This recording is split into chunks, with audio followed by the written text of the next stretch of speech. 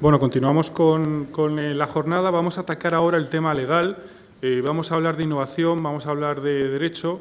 Entendemos que al final todo esto está ligado, ¿no? Hablamos de la transversalidad, de conectar los hilos y el abogado del mundo jurídico tiene que estar también en esta ecuación.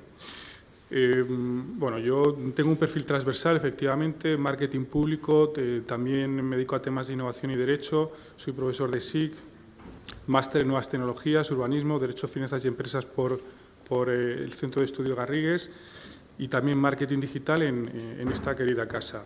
Os voy a hablar de los abogados y profesionales del derecho de tercera generación. Los hemos llamado así para distinguirlos de los de primera y los de segunda, que luego os comentaremos.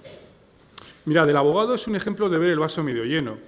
Tiene un hándicap, piensa en negativo, pero esa es su ventaja, hace de aquel su punto de fuerza. Gracias a que somos capaces de imaginarnos el futuro, ¿no? De ver catástrofes, de pensar lo peor, también somos capaces de proteger a nuestro cliente. Podríamos ser incluso guionistas de Juego de Tronos, ¿no? Haciendo un pequeño chascarrillo, pero la verdad no es esa. Vamos a hablar de forma seria. Si yo estuviera hablando hoy con un licenciado en Derecho, le haría dos preguntas. Lo primero que le preguntaría es, oye, ¿tú cuántas veces has dicho cuidado en tu vida? ¿O cuántas veces has dicho, oye, ¿por qué no lo intentamos? Creo que es diferente. Y creo que en el mundo del derecho hoy ha lugar a estos dos tipos de perfiles. Perfiles que son capaces de ver los riesgos y protegen y dan seguridad, y perfiles que al mismo tiempo son capaces de generar oportunidades y de construir. Pero mirad, ¿ha cambiado mucho el marco jurídico procesal en los últimos 40 años? La verdad es que no. El lenguaje pervive y probablemente un alemán de hace 40 años tiene el mismo contenido y utiliza las mismas reglas. Pero la sociedad sí ha cambiado. Irse a una procesión en los años 40 era así y ahora es así. Ahora no solamente es irse a una procesión, ahora es retransmitirla, compartirla. Por eso yo me pregunto, ¿el mundo digital a lo mejor sí que está cambiando al derecho? No al revés. El derecho hay veces que le cuesta mucho cambiar solo, pero el mundo digital sí es cierto que empuja y por eso hablamos de tres tendencias, tres cuestiones que a mí me hacen que pensar. Tenemos aquí una persona del sector del taxi y la primera cuestión que te planteas es efectivamente cómo es posible que compañías en Silicon Valley, o te haces esta pregunta, ¿no? Oye, ¿cómo han pasado las rondas de financiación y de inversión cuando era notorio, cuando era evidente que podían estar conculcándose reglas y normativa de otros estados? ¿Cómo ha podido ocurrir esto? Y la otra pregunta es, si tengo 1 millón de usuarios, ¿puedo saltarme la ley? Y entramos un poco en el matiz, ¿no? De la seguridad jurídica, del derecho, de la innovación, del Lean Startup. Hablamos de muchos conceptos juntos que generan esta especie como de confusión. La segunda tendencia es que hoy el pez pequeño se come al pez grande, o puede comérselo. ¿Por qué? Pues hablamos de crowdfunding, hablamos de gente que se une para plantear demandas colectivas contra grandes multinacionales, algo que antes a lo mejor era impensable, simplemente por el tema del coste y que el hecho de la conectividad y la sociedad digital pues cambian efectivamente estas tendencias. Y la última, que tiene que ver con la velocidad, ¿no? Hablamos antes de que ahora la gente quiere las cosas ya en real time. Entonces, yo quiero poner de manifiesto lo que es el contrato como intangible. A lo mejor no una empresa multinacional seguirá con sus contratos, con muchísimas cláusulas, pero a lo mejor las personas físicas, las pymes, empiezan a preguntarse, oye, ¿yo por qué necesito 100 folios de un contrato? ¿O 20? ¿No puedo tener mi aplicación móvil y cerrar un contrato rápidamente? ¿No puedo hacer un videocontrato? ¿Es tan difícil? Objeto, precio, causa. Quizá efectivamente nos dejaremos garantías de por medio, no será un contrato absolutamente con miles de garantías, pero podrá ganarse en velocidad. Por eso yo quiero poner de manifiesto que esto va a ocurrir. Hablamos de contratos, la tecnología suave, ¿no? Que son simples, comprensibles, accesibles, que aportan valor y que son eficientes.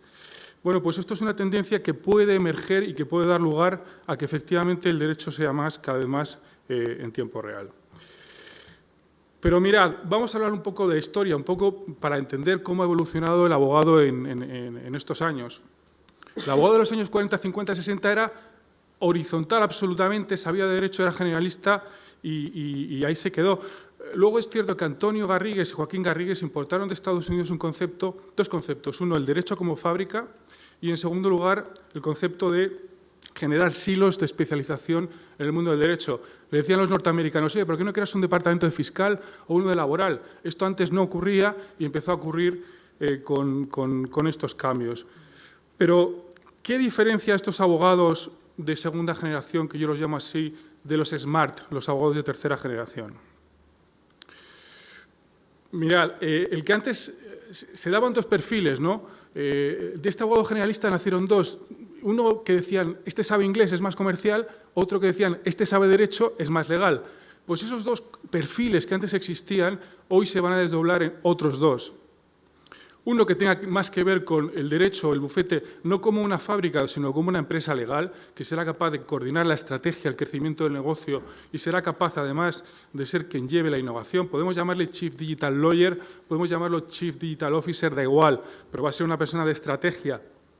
Y luego, el que tradicionalmente sabía derecho puede que se dedique a ser el Chief Service Officer, que es ser la persona que sea capaz de generar un servicio más user-centric, más centrado en el usuario y, sobre todo, de la cosa que es más importante. Cuando una persona va a un abogado, ¿qué es lo que quiere? Quiere que le resuelvan un problema. Es así. Pero ¿cómo le vamos a resolver un problema solamente con la herramienta legal? Bueno, pues creo, esta es la intuición que yo tengo, que la abogacía va a evolucionar y vamos a tener abogados que además van a incorporar otra serie de skills transversales, como puede ser el marketing digital, la innovación, etcétera, o apoyarse en equipos multidisciplinares. El abogado ya no es un departamento estanco que queda en un despacho con miles de libros, el abogado es uno más del equipo. Y es cierto, ¿cómo va a ser el despacho del futuro? Yo os voy a dar mi opinión, el despacho del futuro va a ser una compañía de IT, así de claro, o sea, va a ser una compañía de tecnología que su core business va a ser legal, pero va a ser una compañía de IT. ¿Por qué digo esto? Mirad, según Gartner, el 75% de los negocios en 2020 van a ser digitales.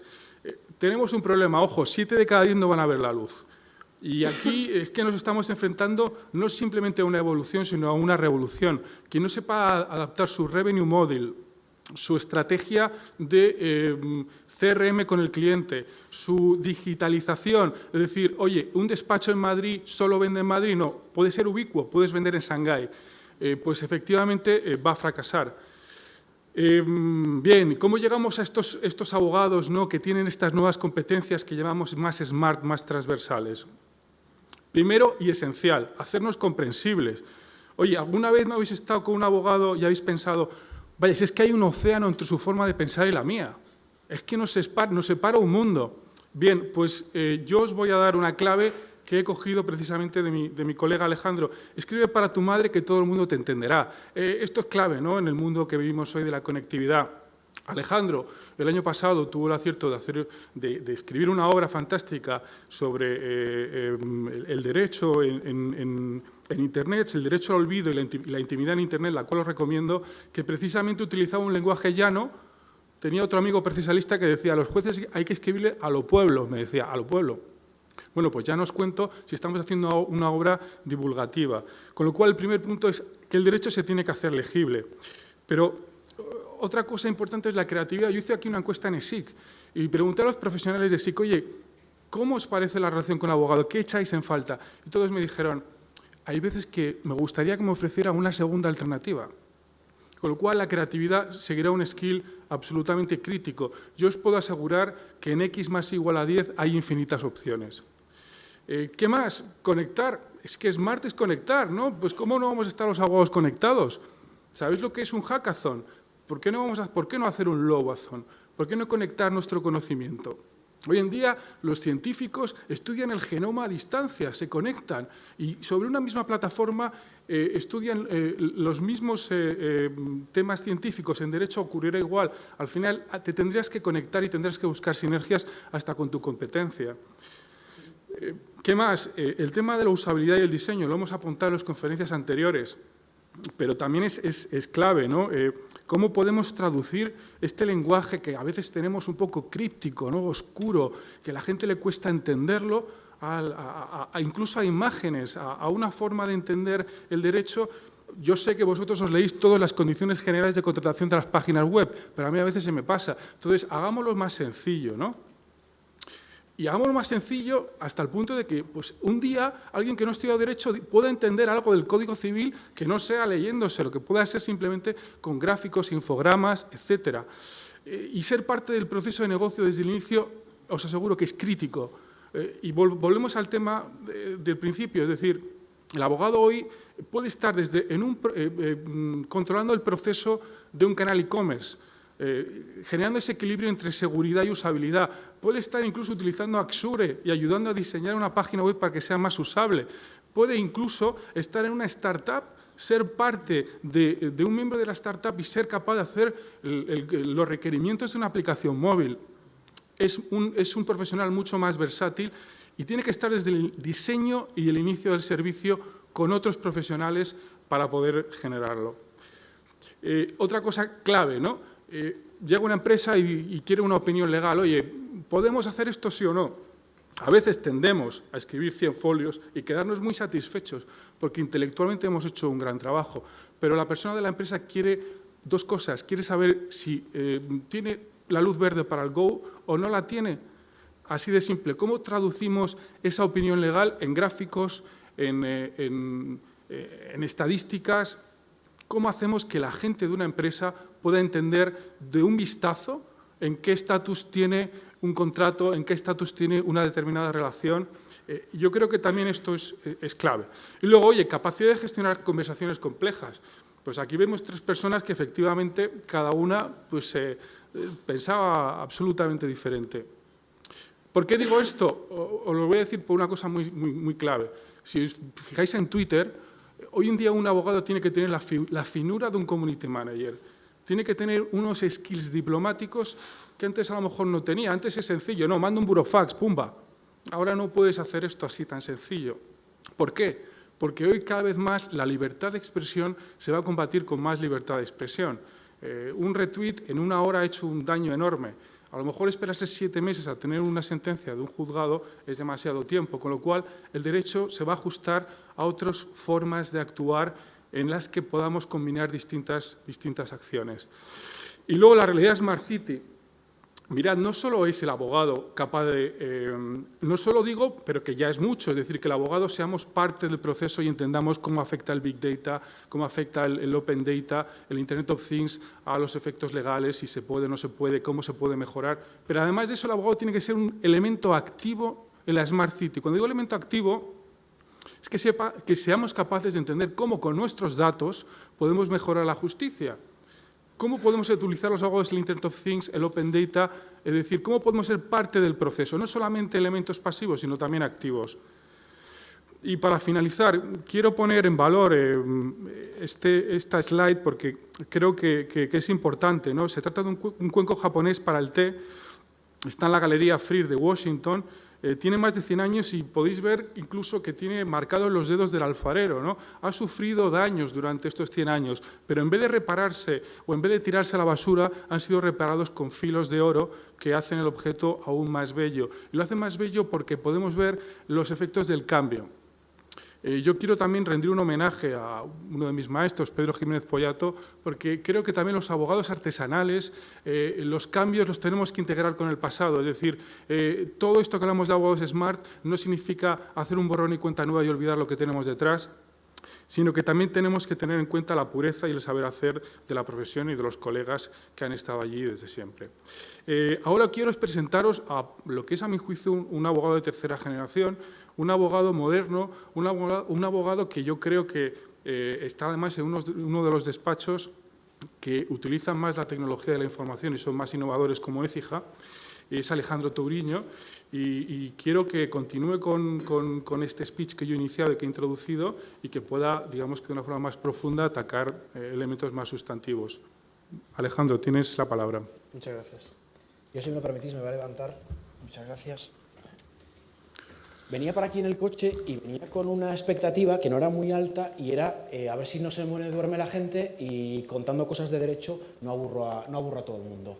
Sin embargo, me he elevado, cuando he entrado en la sala y he visto que había una persona relativamente o muy joven, digo, a ver si convenzo a alguien que todavía a lo mejor no ha decidido que quiere ser de mayor, si a lo mejor lo convenzo para que ser abogado no es una cosa tan aburrida como veían en el pasado, ¿vale?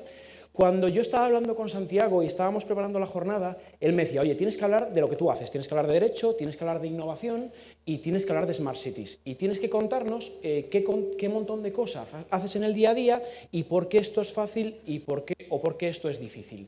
Y lo primero que yo pensaba en estos casos es básicamente que lo que a mí me permite que esto sea fácil o difícil es básicamente las herramientas, los instrumentos con los que nosotros trabajamos en el día a día. Y eso se llaman normas, como el Código Civil que tú has enseñado ahora.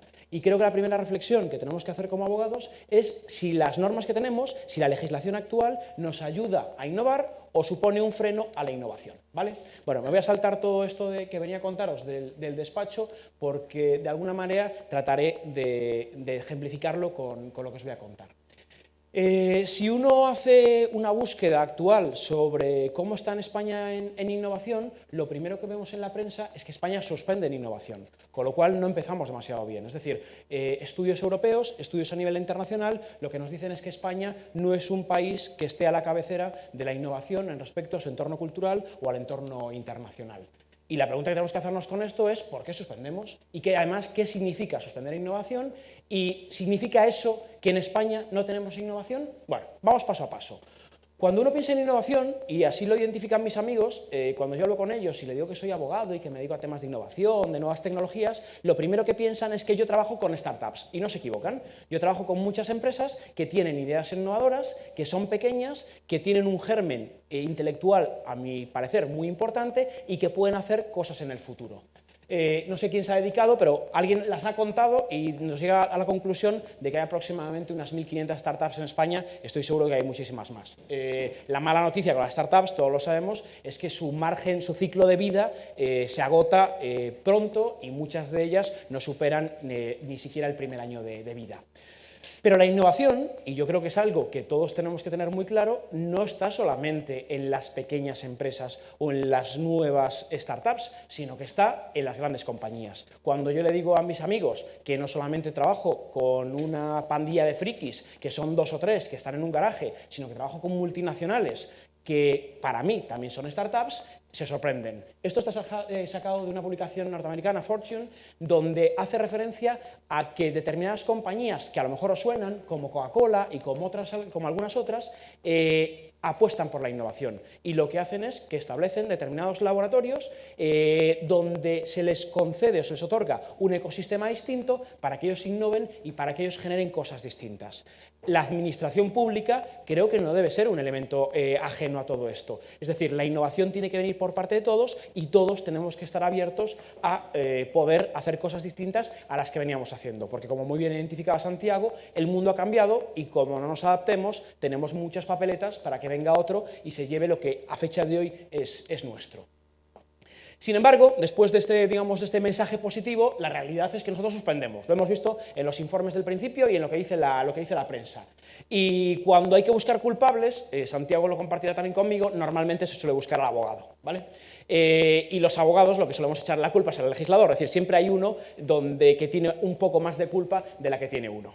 En lo que tiene que ver con el derecho a la innovación, en el último año, y esto es un ejercicio bastante sencillo, nos hemos encontrado con ciertas normas que ahora someteré hasta a vuestra imaginación y a vuestra consideración sobre si nos han ayudado o nos han dificultado el seguir escalando en esos puestos de innovación que tenemos en el día a día. Otra noticia de prensa nos dice que la Ley de Propiedad Intelectual pone a España entre los países con peor política de innovación en el año 2014. Es decir, que ya hay alguien que ha encontrado que ha identificado al legislador, a las normas, como uno de los primeros obstáculos que nos encontramos en España para poder innovar.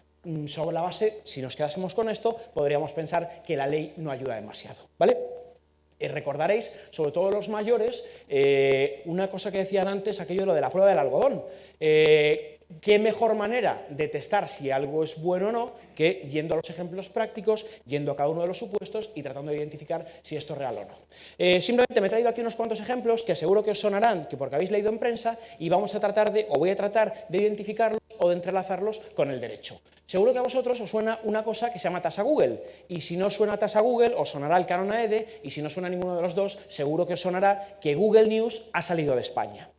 Google News sale de España por muchos motivos, entre ellos, no lo pongo en duda, seguro que muchos motivos de negocio, pero uno de los principales motivos por lo que sale Google de España es porque la norma le impone a Google el pago de una cantidad económica por prestar un servicio que prestan el resto del mundo. El resto de ciudadanos del mundo tienen el acceso, donde Google opera, que es 100 y pico países, tienen la posibilidad de levantarse cada mañana y acceder a Google News. Le guste o no, pero tienen la facultad de poder decidir. En España no tenemos esa facultad de decidir porque el legislador ha entendido que debe acceder, en un caso, a la petición por parte de un colectivo, que es el colectivo de la prensa, con la cual yo trabajo mucho, donde les exigen una cantidad económica. Google no está dispuesto a ello y lo que decide con esta problemática es directamente salir de España.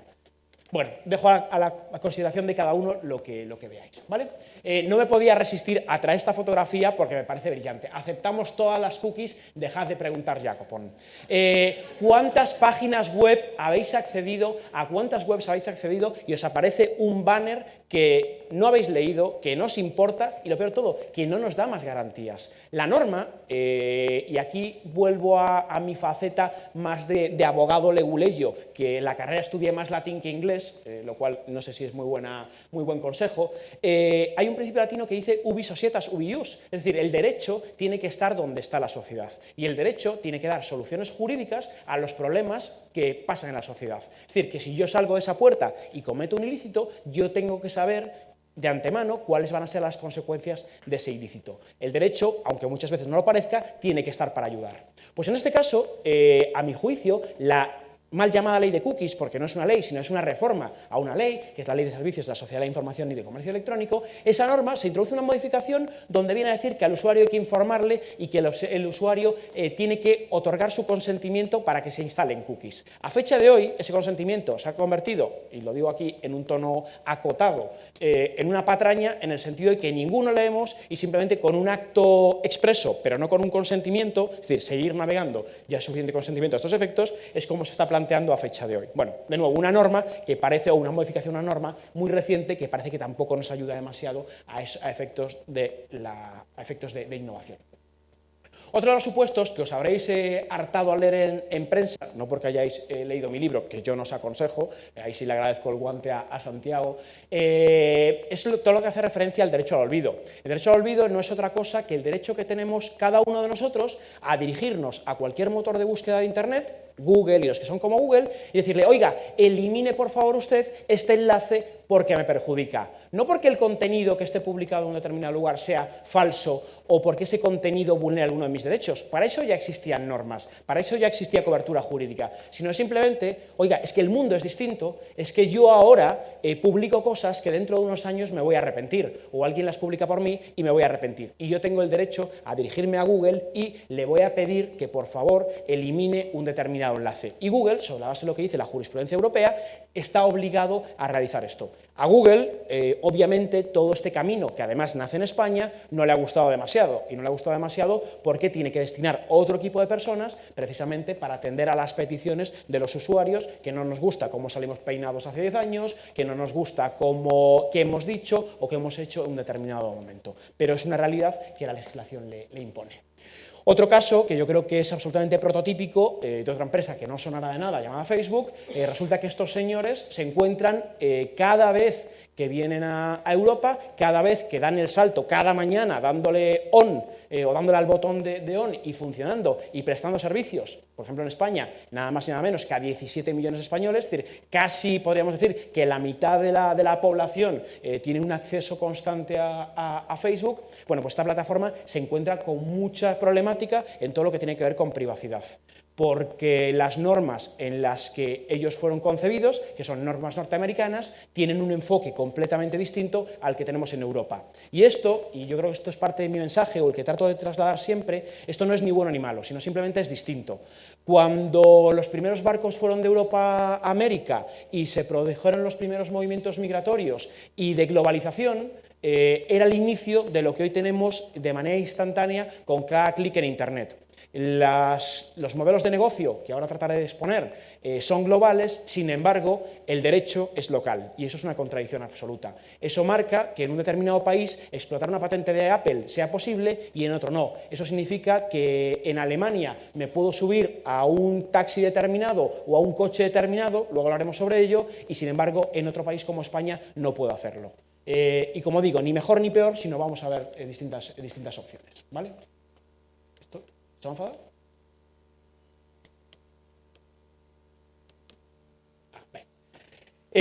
Otro ejemplo, no sé si lo identificáis o lo reconocéis, pero Netflix es un videoclub.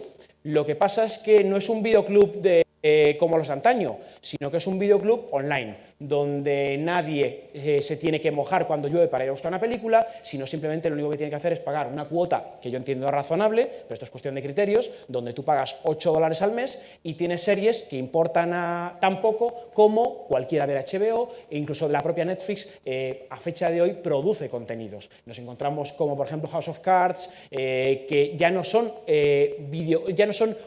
contenidos que se publican en un determinado lugar, sino que es la propia plataforma la que ha permitido realizar esto. Bueno, pues vemos que la ley de propiedad intelectual, en su redacción, digamos, tradicional o anterior, estaba suponiendo, en palabras directas de los propios titulares de Netflix, como un escollo, como un impedimento a la entrada en España. Parece que con la reforma que ha entrado en vigor el 1 de enero de este año, parece que Netflix se nos ha animado y en octubre todos podremos ver todo el cine y todas las películas que queramos en versión original o como nos dé la gana. Otros ejemplos, y aquí sé que se destapan muchos amores y fobias, precisamente porque genera mucha polémica. Pero todos lo habréis leído o incluso algunos sois partes de este conflicto. La realidad es que aparece un nuevo operador del mercado que permite que un usuario que tiene una necesidad de desplazarse a un determinado lugar tenga a alguien que le lleve al lugar que uno está buscando. Esto, y me lo permitís que yo soy de pueblo, esto en mi pueblo se llama taxi. Lo que ocurre es que la legislación que existe en España respecto del tema del taxi es una legislación que marca una serie de parámetros, que establece y que exige una licencia para poder prestar ese servicio. Bueno, pues estos señores que nacen en Estados Unidos, como casi todos los modelos innovadores que nos encontramos en los últimos años, se han encontrado, como adelantaba antes Santiago, se han encontrado con financiación de gente tan desconocida como Google. ¿Por qué? Porque están identificando que son un modelo innovador y que son un modelo que aporta valor a los usuarios. Es decir, lo que están identificando, ellos y otros muchos, es que haya más servicios de desplazamiento de particulares en coches de terceros es bueno para la competencia. Y aquí esto tiene otra cara de la lectura, o hay otra lectura respecto de esto, y es: yo soy partidario de esa opinión, pero creo que todos tenemos que competir con las mismas normas. Es decir, lo que no es de justicia es que yo tenga que pagar una licencia para prestar un servicio que el de al lado no la tiene que pagar, no tiene sentido que yo tenga que descansar 2 días a la semana y el de al lado no tenga que descansar, es decir, que yo me someta a una serie de restricciones que, sin embargo, el de al lado no tenga por qué someterse a esas restricciones. Pero creo que el análisis, o por lo menos el análisis del abogado y de casi diría cualquier persona, tiene que ir un poco más allá y tiene que ir en el sentido de decir, vale, existen una serie de normas, una serie de regulaciones y de obligaciones. ¿Por qué no nos cuestionamos norma por norma y valoramos si esos requerimientos administrativos son necesarios o no? Yo soy absolutamente sincero, a mí me gusta que haya competencia. Yo sería mucho peor abogado, peor todavía de lo que soy, sería mucho peor abogado si no tuviese competencia. Si no hubiese nadie que viniese a hacerme competir, todos los clientes vendrían a mí y yo no tendría ni que tratarlos bien, ni mal, ni regular. Los trataría como me diese la gana. Ahora tengo que entregar los informes que me pide el cliente. El cliente ya no me quiere pagar un informe de 100 hojas, me quiere pagar lo que él necesita y yo tengo que darle lo que él necesita. Le tengo que dar los documentos en tiempo, es decir, me tengo que adaptar a las necesidades de mi cliente y otros me hacen competir y ser mejor. y todos tenemos que, creo, competir en igualdad de condiciones. Si uno tributa, que el otro tribute. Es decir, que tengamos un marco regulador idéntico para todos dentro de las diferencias que pueda haber entre unos y otros. Otro de los supuestos donde nos encontramos con una barrera es otro modelo que tampoco sonará de nada, que es el de los alojamientos turísticos, como Airbnb, como HomeAway y como similares. Este tipo de plataformas ha cambiado la manera en la que nosotros disfrutamos de nuestras vacaciones. Muchos de vosotros os iréis este verano de vacaciones y os iréis a un hotel, pero habrá otros que no busquen un hotel, sino que busquen una experiencia distinta. Y esa experiencia a lo mejor me la está dando un usuario particular, alguien que me quiere ceder su casa, o por qué no, con sistemas como el de Couchsurfing, me permite dormir en su sofá. Yo seré libre de decidir una cosa u otra. De nuevo, compitamos en igualdad de condiciones y que el que ingrese una cantidad económica que tribute por ello. La cuestión que sí que se plantea es que en España, a mi juicio, nos estamos cerrando los ojos en muchos elementos. Airbnb, que es una de las principales plataformas de alojamiento turístico a nivel mundial, hasta el punto de que últimos datos decían que es la tercera cadena hotelera a nivel mundial, pese a que no tenga ni una sola alojamiento, ni una sola cama en propiedad, es decir, tiene un montón de camas de vosotros o de nosotros que somos sus usuarios, pero sin embargo no son dueños de ninguna. Bueno, pues su oferta de alojamiento turístico la pone a fecha de hoy como la tercera plataforma con más camas, ¿vale? Y en España podríamos pensar, bueno, es que en España no tiene impacto, es que a lo mejor esto está más arraigado en Estados Unidos. Bueno, para desmitificar un poco esa concepción, que sepáis que Barcelona es la tercera ciudad del mundo con más volumen de operación en una plataforma como Airbnb. ¿Cuál es la legislación española o la legislación turística en Barcelona al respecto? Pues bastante limitativa, en el sentido porque se establecen trabas y muchísimos condicionantes a la plataforma para poder prestar ese servicio. Y de hecho, no será ni la primera ni la última multa que reciban este tipo de plataformas, ¿vale? Otra que tampoco sonará es empresas que permiten, o plataformas de Internet que permiten que yo pueda compartir mis gastos, por ejemplo, si alguien se quiere venir conmigo de vuelta a Madrid. Yo me he venido en mi coche y mi coche tiene ahora mismo 4 plazas vacías. Si quiero apostar por el consumo sostenible, si quiero, en lugar de contaminar 4 coches, queremos contaminar 1, y yo, por ejemplo, lo que quiero hacer es compartir lo que me va a costar la gasolina, soy libre de hacerlo. Lo que ocurre es que nos encontramos de nuevo con cierta incertidumbre en lo que respecta o lo que afirma la ley de transporte en España. Y vemos como si antes el sector del taxi es el que de alguna manera se ve amenazado por modelos como el de Uber, como Lyft o similares, vemos que modelos como el de BlaBlaCar o Movens se ven amenazados en España por los autobuses, que son a quienes están restando cuota de mercado, ¿vale? Bueno, lo que estamos viendo es que la ley, casi como conclusión, la ley no ayuda demasiado. A mi juicio, que cualquier modelo de negocio innovador ha de competir con las mismas normas que el resto de usuarios en el mercado o del resto de agentes en el mercado, pero también es cierto, o así lo veo yo, a más competitividad, mejores resultados, y a mejores resultados, más oferta y más valores para el usuario, para el ciudadano, que al final es a lo que todo converge. Y para mí hay un corolario que es claro: el mundo ha cambiado. Y o nos reconvertimos o nos morimos. Y eso no significa que si yo antes producía cine, ahora me tengo que meter a charcutero porque está de moda la charcutería. No, lo que tengo que hacer es ver cómo mis usuarios quieren seguir haciendo las mismas cosas. Es decir, el consumo de contenidos audiovisuales sigue existiendo, incluso puede que sea mayor que antes. El consumo de contenidos musicales existe incluso más que antes, pero yo, por favor, que nadie me imponga la obligación de comprar un CD. Los CDs los tengo para espantar a los pájaros en la ventana. Yo la música la escucho en Spotify, porque Spotify me permite acceder a lo que yo quiero, de la manera que yo quiero y con un precio razonable. Bueno, pues creo que el resto de modelos van en esa línea. Y la pregunta que nos tenemos que hacer ahora es, oye, ¿y con todo esto realmente nuestras ciudades, nuestras empresas están preparadas para el cambio o nos quedamos como a las vacas cuando ven pasar el tren? Bueno, otra de las preguntas que creo que tenemos que hacernos es si creemos en nuestros activos y si creemos en la innovación. Es decir, ¿como ciudad apostamos porque las cosas cambien o estamos cómodos con los modelos actuales que tenemos? Y como empresa, ¿quiero dar una cosa distinta o quiero entrar en un sector para hacer lo mismo que ya hacen otros? Esto, y ese ejercicio de Google puro, es el resultado de las 10 últimas grandes operaciones en Silicon Valley. Estos tipos sí creyeron en sus activos. Cuando Facebook compra WhatsApp, no compra un edificio y no compra unas instalaciones. Lo que está comprando es know-how, está comprando base de datos, está comprando nicho de mercado. Se han dado cuenta que hay alguien, están comprando un competidor, se han dado cuenta que hay alguien que ofrece algo que para ellos es interesante. Bueno, como digo, todos ellos creyeron en la innovación. Traer un abogado, como os decía al principio, suele ser símbolo de malas noticias. En este caso, lo que quiero es trasladar alguna buena noticia donde los instrumentos legales nos han servido para que las cosas vayan adelante. No sé si lo habéis leído en algún sitio, pero tú hacías de nuevo referencia, Santiago, modelos como el de crowdfunding. Es decir, para yo financiarme ya no tengo que ir al banco, es que a lo mejor me podéis dejar o me queréis dejar vosotros vuestro dinero. Y a lo mejor no me queréis dejar mucho, a lo mejor me queréis dejar 5, 10, 15, 100, 1000 euros, lo que vosotros queráis. Bueno, Kickstarter es la primera plataforma a nivel mundial que sirve para, digamos, gestionar el mecenazgo colectivo, que todos podamos apostar por un proyecto que nos interesa. Y ha llegado a España. Y ha llegado a España, permitidmelo, por muchos motivos, pero uno de ellos es porque la norma se ha adaptado a los modelos de financiación colectiva. Sé que hay mucha problemática o sé que hay mucha, digamos, mucha discusión con respecto a este modelo. Nos encontramos con estafas en Estados Unidos y en los países donde ya tiene cierto recorrido.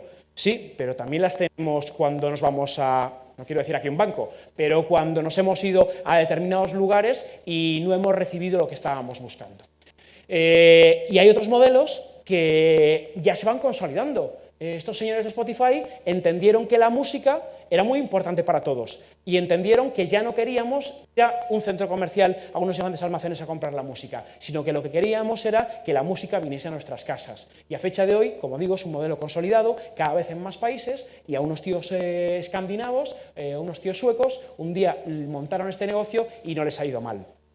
Yo trabajo con ellos desde hace mucho tiempo y yo soy de la opinión que para que Spotify exista, o para que, es decir, el condicionante para que Spotify exista es posiblemente que hubiese otros modelos ilícitos en el pasado que despertaron la inquietud en otros muchos. Estoy pensando, por ejemplo, en Napster. Napster era una plataforma que permitía a los usuarios acceder a toda la música que querían. ¿Cuál era el hándicap ahí? Pues que nadie pagaba. Bueno, pues evitando ese modelo nos encontramos como el de Spotify o como otros muchos. O alguien que se ha creído o que ha identificado que la política o que la voz va por otra vía. Hablábamos en la carrera, cuando estudiábamos Derecho, de la iniciativa legislativa popular y ahora la iniciativa legislativa popular se llama una web. Uno entra en change.org y lo que hace es directamente poder proponer algo. Y ese tipo de cosas a veces llegan a algún sitio y a veces no llegan a nada. Pero, de nuevo, se están dando nuevas fórmulas y nuevas alternativas.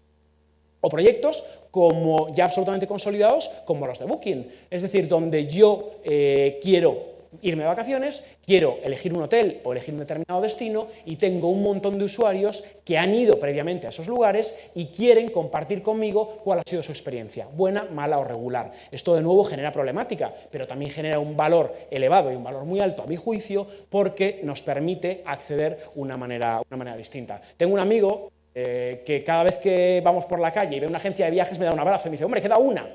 Es decir, la gente sigue viajando, la gente sigue recurriendo a agencias, pero el modelo ha cambiado completamente, ¿vale? Otros modelos que tampoco nos sonarán de nada son los modelos apalancados en lo que se conoce como Big Data.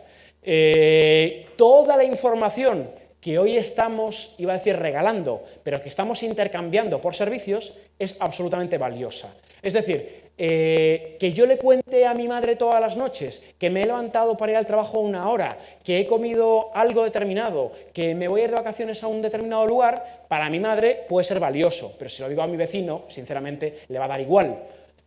Pues hay determinadas plataformas, cada vez más, donde toda esa información va a ser muy importante, porque querrán saber dónde estoy en cada momento, qué hago en cada momento, porque en función de cuál sea mi movimiento y cuáles sean mis necesidades, me darán unas cosas u otras. Me canso de ver todos los días en el despacho un montón de clientes que nos ofrecen la posibilidad de recibir cosas a cambio de regalarles o de intercambiarles información nuestra.